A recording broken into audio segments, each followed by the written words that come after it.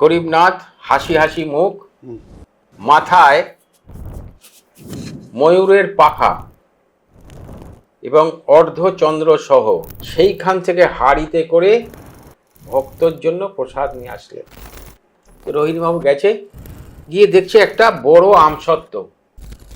নমস্কার, বাস ভাইবে আপনাদের আরও একবার স্বাগত। আপনাদের সাথে আমি রতন। শ্রী শ্রী রাম ঠাকুরের সাথে রোহিণীবাবুর কিছু ঘটনা বলি আজকে আপনাদের সামনে বলবেন শ্রী রামনারায়ণ বাবু।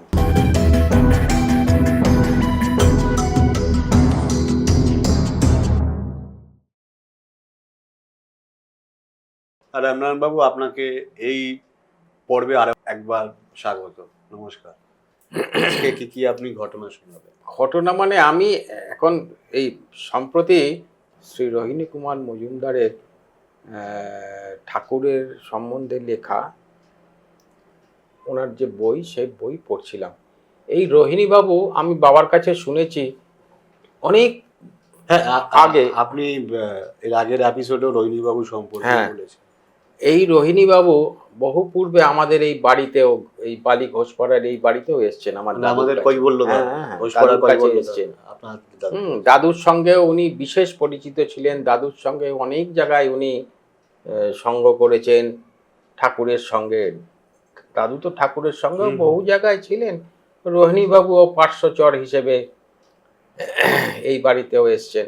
এই রোহিণীবাবুর ওই বইটা পড়ছিলাম, ওনার মজফ্ফরপুরের দীর্ঘ যে আপনার দাদুর নামটা হয়তো দর্শক আমার তো দাদু তো এর আগেও আলোচনা করেছি, শ্রী কেবলানন্দ অবধূত। হ্যাঁ, উনি ঠাকুরের সঙ্গে বহু সময়, বহুদিন নানান জায়গায়, উনিও নিজেও সাধক মানুষ, হ্যাঁ, সিদ্ধ পুরুষ ছিলেন। উনি নানান জায়গায় ঠাকুরের সঙ্গে ছিলেন, সঙ্গ করেছেন এবং ঠাকুরকে অত্যন্ত শ্রদ্ধা করতেন। খালি নয়, একদম গুরু রূপেই প্রায় বরণ করেছিলেন ঠাকুরকে। এবং সে তো বলেওছে এখানে, সেইভাবেই এই আমাদের এই যে শ্রীনাম ব্রহ্ম মন্দির, শ্রী শ্রী দশভুজা ও শ্রীনাম ব্রহ্ম, এই যে দেবোত্তর এস্টেট, এই যে মন্দির, এই মন্দিরের এই যে আমাদের বাড়ির নামই দিয়েছেন কৈবল্য ধাম, ওই ঠাকুরের মূর্তি প্রতিষ্ঠা করে। তো যাই হোক, এই রোহিণীবাবুর সঙ্গে ঠাকুরের যে নানান লীলা বা নানান ঠাকুর সঙ্গে তার যে অনেক নানান, একটু করে তোমাকে আমি কাছি দাদা। ঠাকুরের অলৌকিক ঘটনা এপিসোড 1, যেটা দাদা বললেন, ওই কৈবল্য ধাম সম্বন্ধে পুরো বিস্তারিত ওর মধ্যে ঘটনা আছে। আপনারা ওই এপিসোডটা দেখতে পারেন। ঠাকুরের সঙ্গে ওনার নানান বিচিত্র ঘটনা মজফ্ফরপুরে। ঠাকুর একটানা মজফ্ফরপুরে ওনার কাছে থাকতেন না, কখনো কখনো তার নিজস্ব কিছু কাজ কাশিতে চলে যেতেন, কখনো কলকাতায় আসতেন, পূর্ববঙ্গেও যেতেন। তো যাই হোক, কিন্তু বেশি সময়টাই উনি কাশিতে থাকতেন। তো ওই কাশিতে, এই মজফ্ফরপুরে, তো মজফ্ফরপুরে থাকাকালীন আমি এর আগের বারই বলছিলাম যে গরিবনাথের মন্দির, ওখানে ঠাকুর নিয়ে যেতেন এবং ঠাকুর বলতেন যে এই মন্দিরে সমস্ত দেবদেবীরা আসে, হনুমানজিও এই মন্দিরে আসে, এই গরিবনাথের মন্দিরে। তো ওনাদের বলেছেন যে আপনারা রোজ যাইতে পারেন, আরতি দেখবেন। তো রোহিণীবাবু রোজই সন্ধ্যায়, আরেকজন ভক্ত মানুষ ঠাকুরের আশ্রিত, উনিও এসছেন, তাকে নিয়ে গেছেন, প্রায় যান, রোজই যান এরকম। তো একদিন এরকম কথায় কথায় ঠাকুরের কাছে এসে বলছেন, রোজই তো যাই মন্দিরে, গরিবনাথ মন্দিরে দর্শন করতে যাই, আরতি দেখি, কিন্তু কিছুই তো বুঝি না। অনুভব করেন না অন্য কিছু? কিছুই তো বুঝি না। এই এত দেবদেবী আসে, হনুমানজি আসে, কিছুই তো বুঝি না। গরিবনাথ তো ওই রকমই গরিবনাথ। তো একদিন বলছে যে একদিন দেখাইতে পারেন গরিবনাথ রে, ঠাকুরকে বলছে রোহিণীবাবু। তো ঠাকুর খুব হেসেছেন, খুব হেসেছেন। তো রাত্রিবেলা রোহিণীবাবু ঘুমিয়ে পড়েছেন।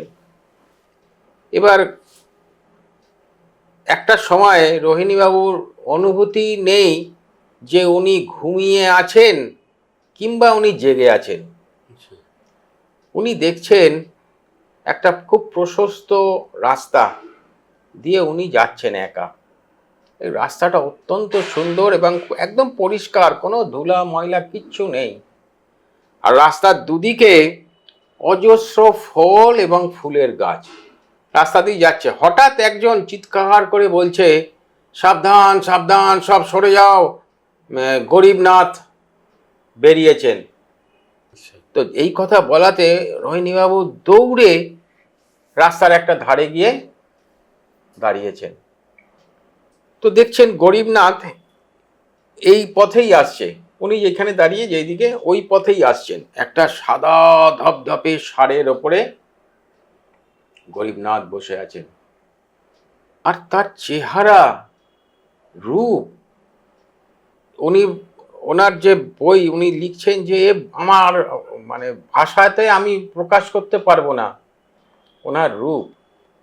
গায়ের রং দুধের মতন সাদা, তার মধ্যে যদি সামান্য নীল এলের আভা থাকে, মানে ধরো এক সাদা দুধের উপরে যদি মধ্যে একটু নীল ফোঁটা ফেলি, কয়েক ফোঁটা, তার যে আকার হবে, গায়ের রং ঠিক সেই রকম। গরিবনাথ হাসি হাসি মুখ, মাথায় ময়ূরের পাখা এবং অর্ধচন্দ্র সহ, শিবের তো মাথায় অর্ধচন্দ্র থাকে, অর্ধচন্দ্র সহ ময়ূরের পাখা, গলায় হাতে রুদ্রাক্ষের মালা, হাসি হাসি মুখ, এবং ষাঁড় অত্যন্ত সাদা, কিন্তু শিং আর খুর একদম কুচকুচে কালো, এদিকে আসছেন। তো উনি ওই রূপ দেখে রোহিণীবাবু রাস্তায় ষষ্ঠাঙ্গে প্রণাম করেছেন। প্রণাম করে যখন উঠেছেন, গরিবনাথ ডান হাত তুলে তাকে আশীর্বাদ দিলেন। এই উনি দেখতে দেখতে গরিবনাথ ওনাদের পেরিয়ে সামনের দিকে এগোচ্ছেন। গরিবনাথ যখন চলে যাচ্ছেন, উনি দেখছেন গরিবনাথকে। হঠাৎ পাশে একজন ব্রাহ্মণ মানুষ একটা কমণ্ডলু নিয়ে দাঁড়িয়ে হঠাৎ বলছেন, না চরণামৃত চরণামৃত। তো উনি হাত পেতেছেন, চরণামৃত দিয়েছে, উনি চরণামৃত পান করেছেন। পাশে ওনার স্ত্রী শুয়ে আছেন, ঘুমাচ্ছেন তো স্ত্রী, উনি স্ত্রীকে ধাক্কা মারছেন, চরণামৃত নাও চরণামৃত নাও চরণামৃত নাও। স্ত্রী লাফ দিয়ে উঠেছে, কি খালি চরণামৃত চরণামৃত চরণামৃত করছো। এই স্ত্রী ওইটা বলাতে ওনার তখন ঘুম ভেঙে গেছে, বা ঘুম বা তন্দ্রা যাই বলো, ওনার সম্বিত ফিরে এসছে। এসে তখন তাড়াতাড়ি উনি হাতটা শুকছেন, হ্যাঁ অত্যন্ত সুগন্ধ হাতে। আচ্ছা, মানে এটা স্বপ্নের মধ্যে উনি হাতে যে চরণামৃত নিয়েছে, পান করেছে, অত্যন্ত সুগন্ধ হাতে। স্ত্রীকে দেখাচ্ছে, স্ত্রী দেখছে অত্যন্ত সুগন্ধ হাতে। তো যাই হোক, কোনো রকমে রাতটা কাটালো, আর ঘুম হলো না। সকাল হয়েছে, উনি তাড়াতাড়ি চোখে মুখে জল দিয়ে হাত জামা কাপড় ছেড়ে দৌড়িয়ে ঠাকুরের ঘরে এসছেন। ঠাকুর তো ঘরে, ঠাকুরকে প্রণাম করে পুরো এই যে ঘটনাটার বিবরণ দিয়েছেন। তো ঠাকুর হাসছেন, হাসতে হাসতে বললেন, ওই যে গরিবনাথরে দর্শনের ইচ্ছা ছিল, ওই দর্শন দিয়া গেলেন। ঠাকুরকে বলল না যে গরিবনাথকে দেখাতে পারেন, দর্শন দিয়া গেল। সেই গরিবনাথ স্বপ্নে দর্শন দিয়ে গেল। দর্শন যে হয়েছে তার হচ্ছে ওই চরণামৃত। ওই যে ব্রাহ্মণ পাশে এক কমণ্ডল থেকে চরণামৃত দিল। এবার উনি বলছেন ঠাকুরকে, আচ্ছা গরিবনাথের যা রূপ দেখলাম, এ তো কল্পনারও অতীত, তবে মাথায় সাপের পরিবর্তে ময়ূরের পাখা দেখলাম। তখন ঠাকুর বলছেন, কে বলছে? বলছে যে মহাদেবের মাথায় সাপের পরিবর্তে ময়ূরের পাখা দেখলাম। ঠাকুরকে প্রশ্ন করছেন উনি, তুমি তো ময়ূরের পাখা দেখেছেন। তখন ঠাকুর উত্তরে বলছেন, কে বলেছে শিবের মাথায় সাপের আছে? শিবের মাথায় ওই ময়ূরের পালকই আছে। আপনি যেই রূপ দেখছেন প্রকৃত বাস্তবিকই শিবের ওই রূপ। আচ্ছা। তো বলছে যে আমরা তো এই রূপ দেখি না, সচরাচর শিবের যে আমরা রূপ না। দেখি এই রূপ তো দেখি না। কিন্তু ঠাকুর যখন বলেছেন যে এইটাই শিবের রূপ, দেখো ভক্তকে ভক্ত দেখতে চেয়েছিল যে গরিবনাথ দেখতেই পাই, কিছু বুঝিই না, ওইখানে রোজ যাচ্ছি, সে আছে কি নেই, দেখা দেবে কি দেবে না কিছুই জানি না। সেই জন্য ঠাকুরকে বললো দেখাতে পারবেন, দর্শন হয়ে গেল।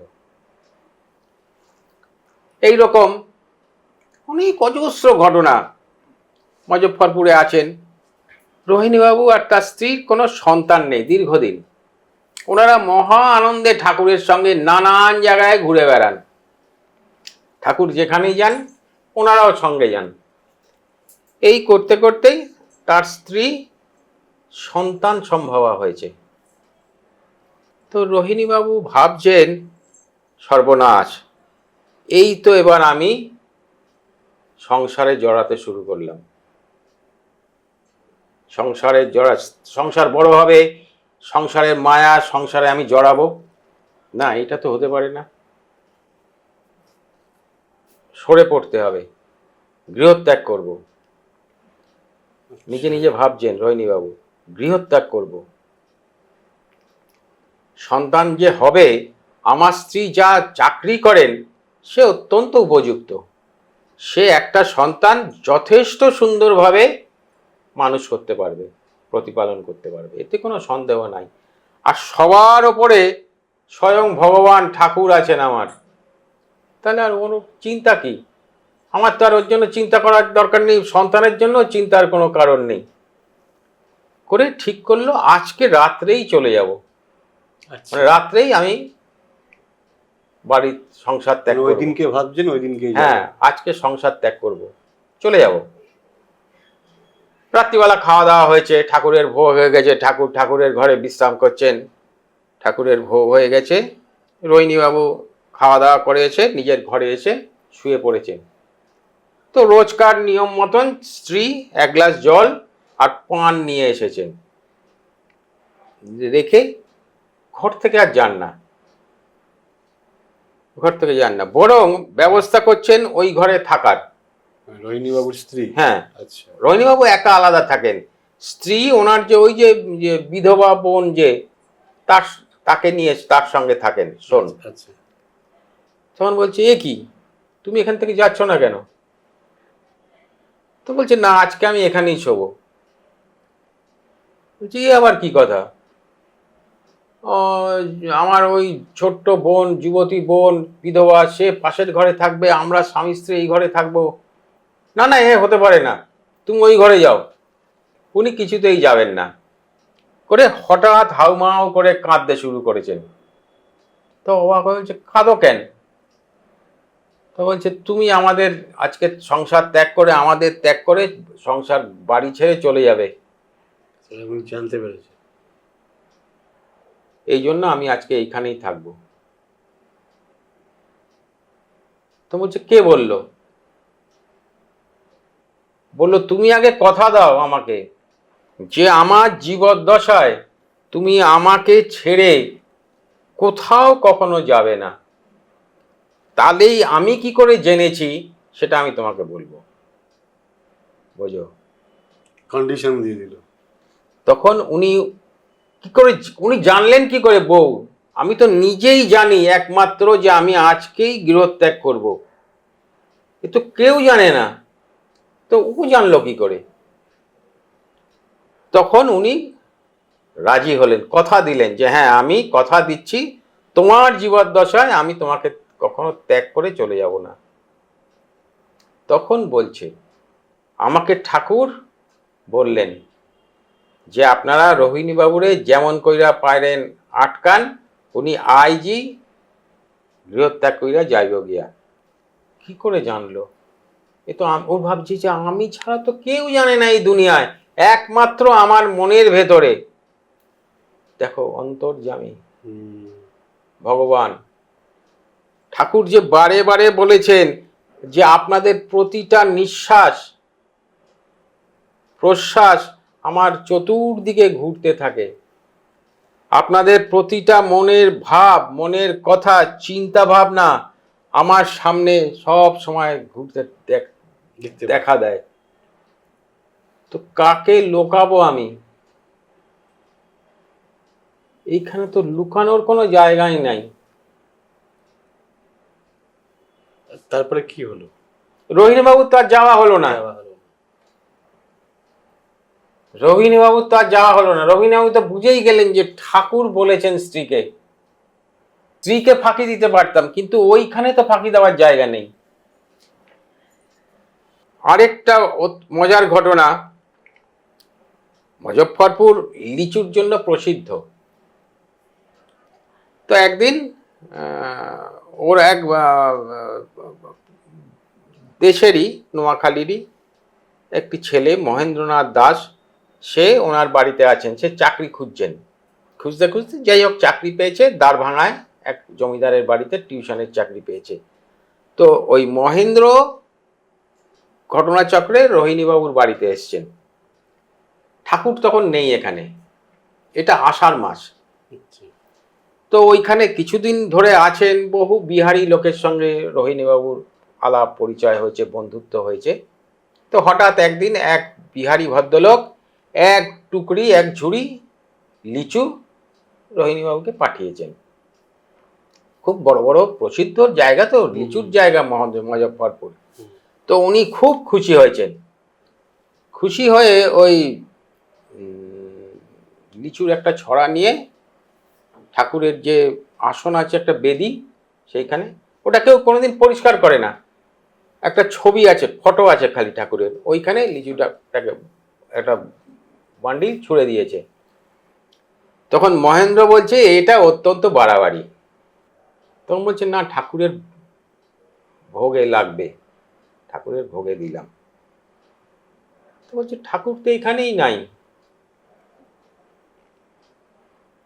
ঠাকুর ভোগে লাগলো কি করে, লাগবে কি করে? বললে ঠিক আছে, রোহিণীবাবু বলছেন যে ঠিক আছে, এটা ঠাকুর আসলেই জানা যাবে। এটা আষাঢ় মাসের ঘটনা, কেন লিচু তো ওই সময় হয়। ঠাকুর তখন কলকাতা হয়ে, পূর্ববঙ্গ হয়ে, আশ্বিন মাসের শেষ দিকে পূজার আগে আগে মুজফ্ফরপুর গেছে। ঘটনাচক্রে ওই মহেন্দ্র পূজার ছুটিতে তার ওই যে যেখানে টিউশনি করেন সেইখান থেকে কয়েকদিনের জন্য রোহিণীবাবুর এই বাড়িতে এসছেন মুজফ্ফরপুরে, দ্বারভাঙা থেকে।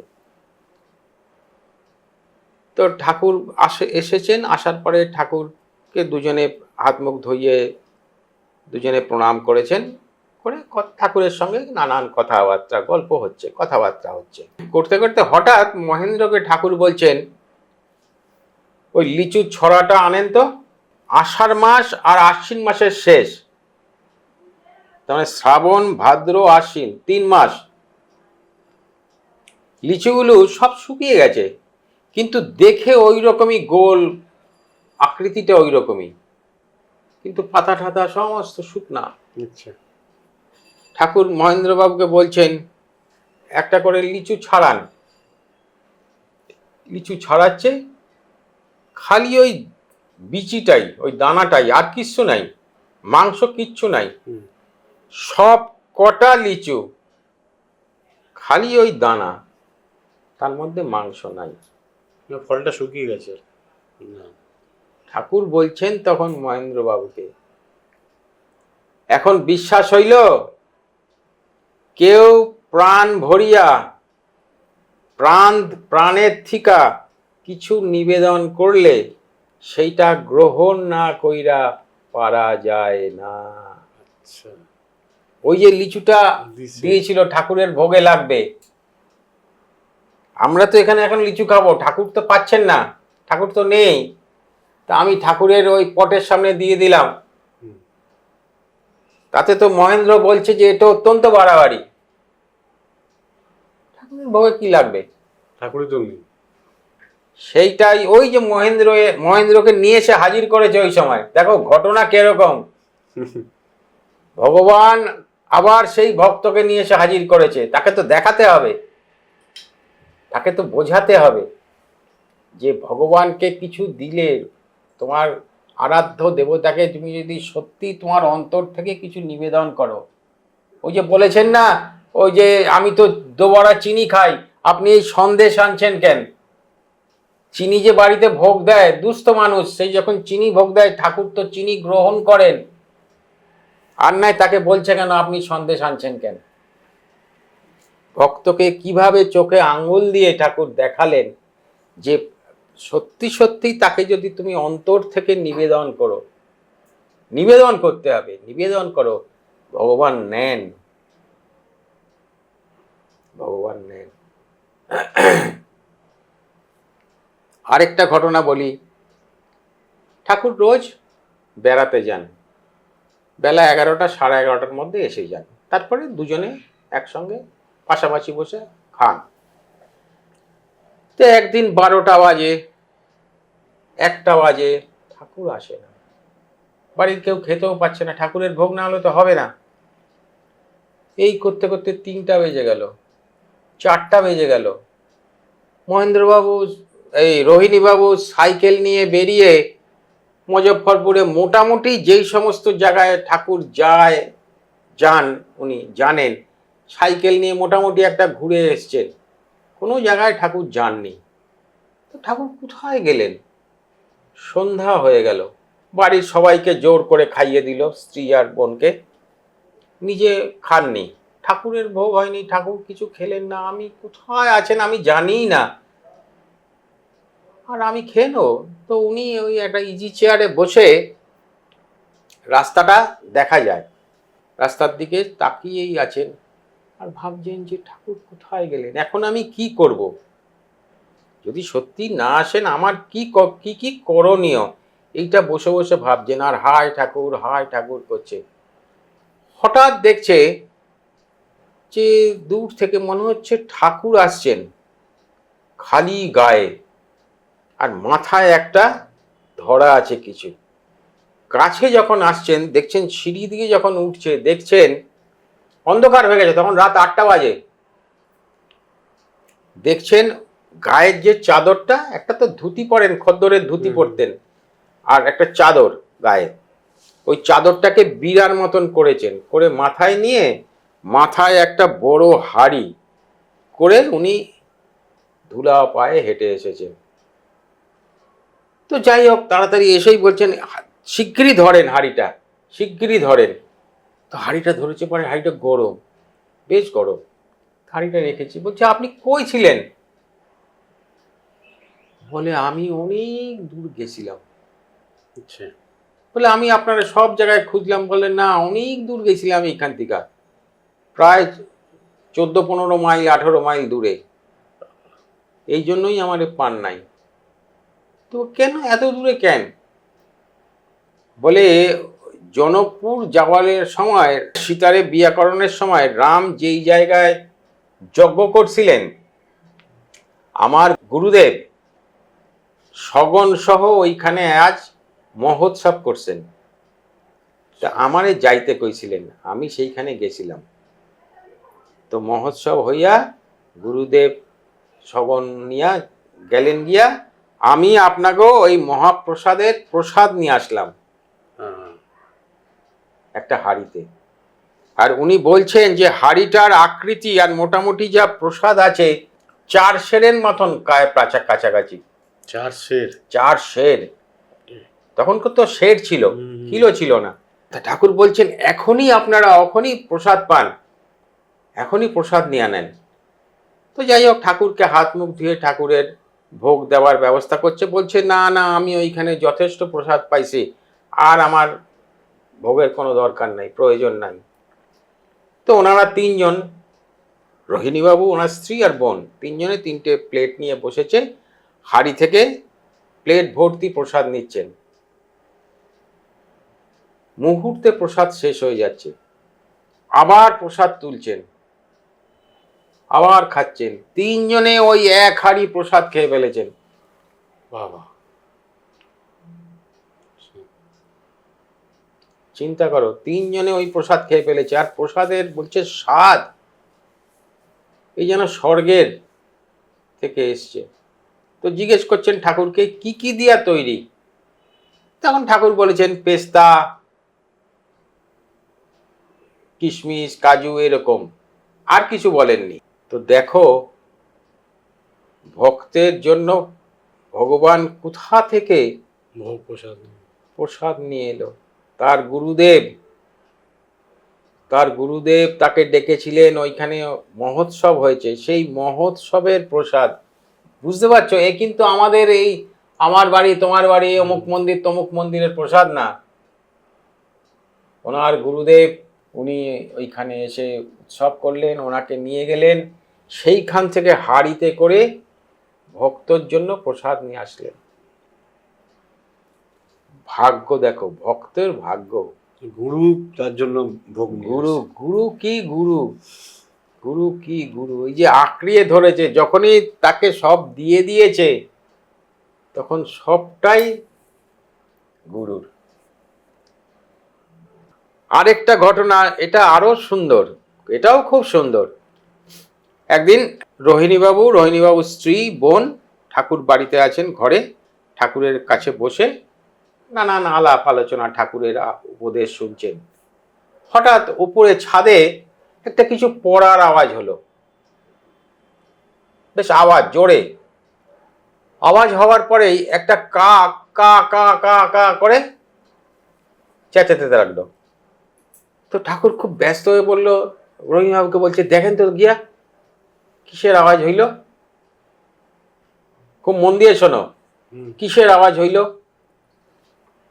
তো রোহিণীবাবু গেছে, গিয়ে দেখছে একটা বড় আমসত্ত্ব পড়ে আছে, আর কাকটা উড়ে চলে গেল।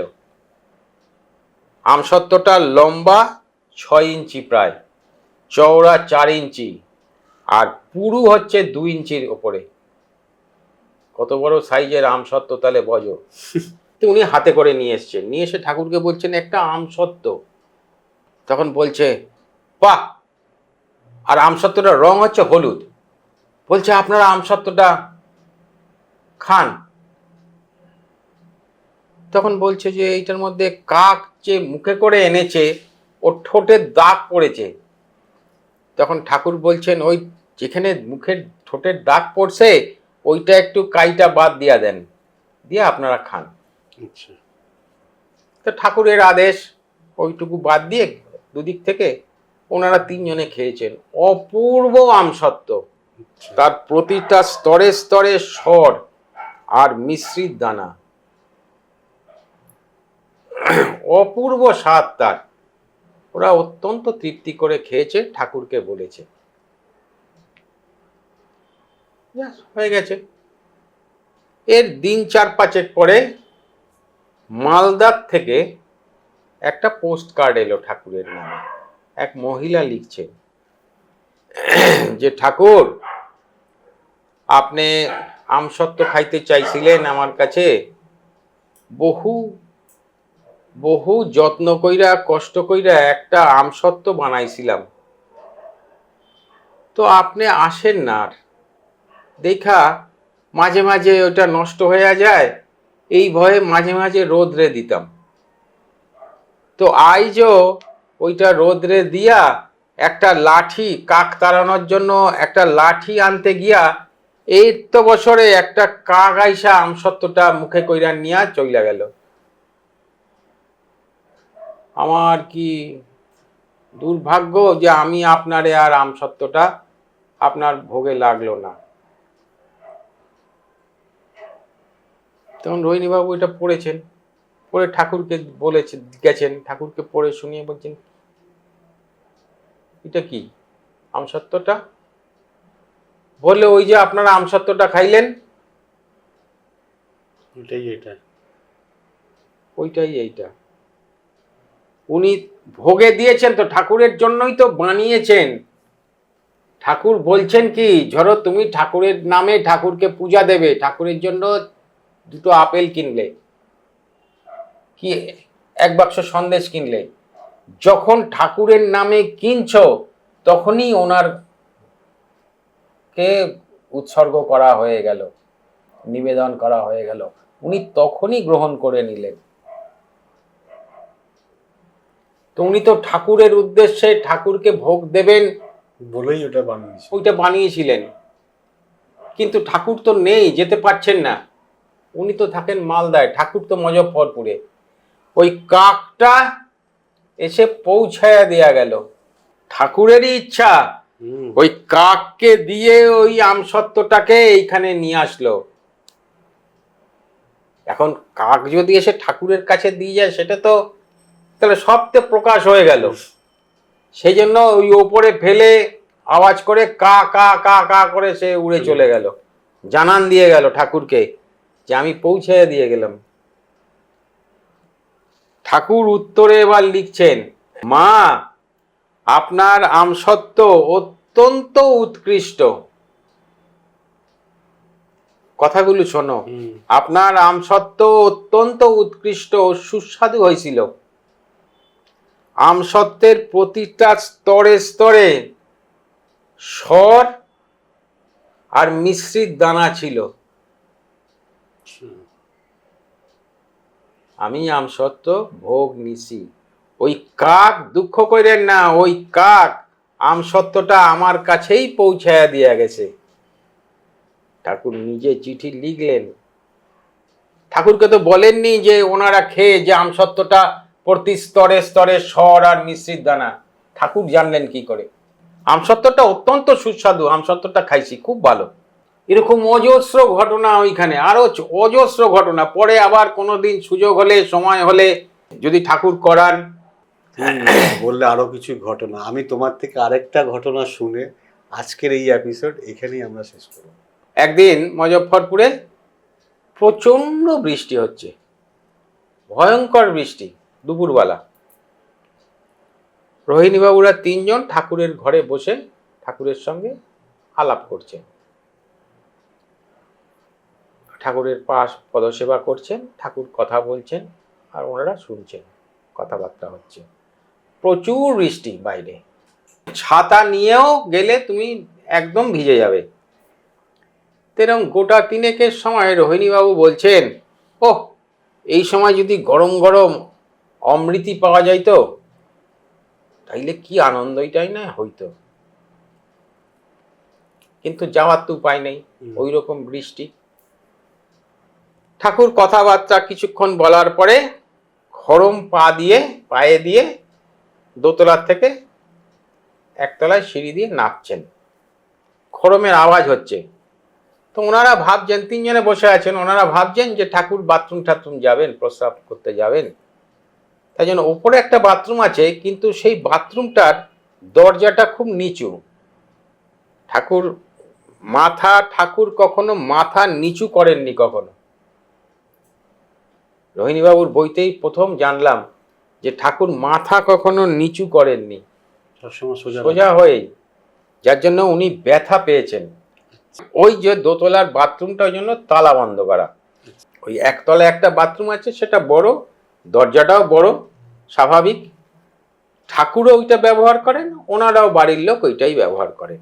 তো ওনারা ভাবছেন ঠাকুর নিশ্চয়ই বাথরুমে গেছেন। কিন্তু খড়মের যা আওয়াজ হচ্ছে বাথরুমের দিকে না, মনে হলো যেন গেটের দিকে ঠাকুর গেলেন। এর মধ্যেই ঠাকুর ফিরে এসছেন এক ঝুড়ি গরম অমৃতি নিয়ে, হাতে নিয়ে। বলে কি আপনি কই থেকে আনলেন? বলে একজন দিয়া গেল, এক ভক্ত দিয়া গেল।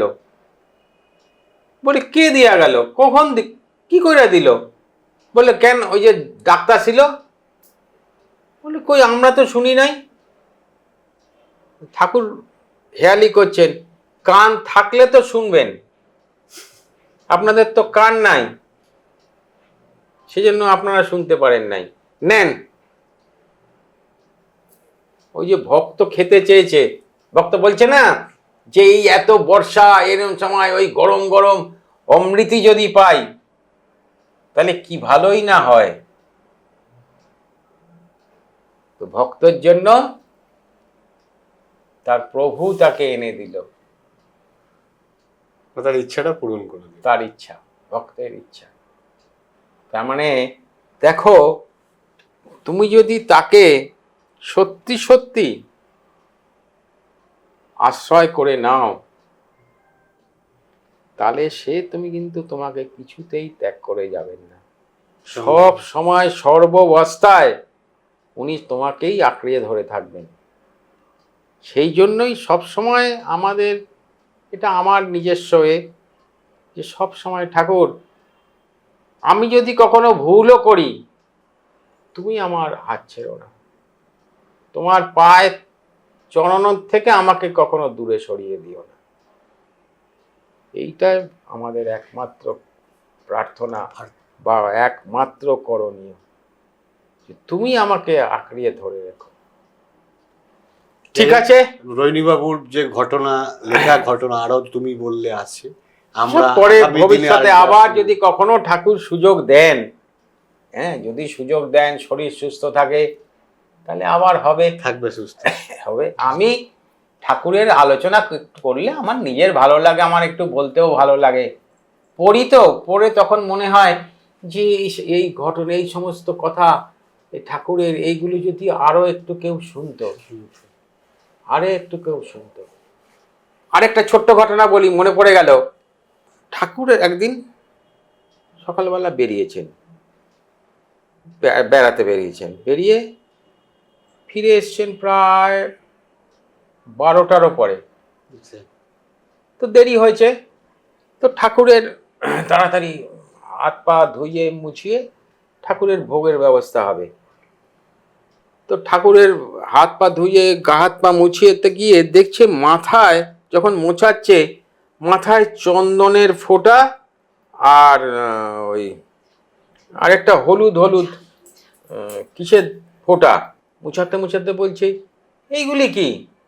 চন্দন আর এই যে হলুদ হলুদ। তো ঠাকুর একটু লজ্জিত বা অপ্রস্তুত হয়ে গেছেন, বলে এখনো আছে নাকি? ঠাকুর বলছেন, এখনো আছে নাকি? মুইছা নিছিলাম, তাইলে বোধহয় ওই চুলের ফাঁকে ঠাকে পড়ছে, সেইটা থাইকা গেছে।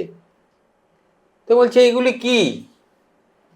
তখন বলছে, আমি একটা রাস্তা দিয়া যাইতাছিলাম, তো যাওয়ানোর সময় হঠাৎ একটা বাড়ির সামনে স্বামী স্ত্রী ফুল টল সব নিয়া ঠিয়া থালা নিয়া দাঁড়ায় আছে। আমারে দেখাই তারা ঘরে নিয়ে গেল।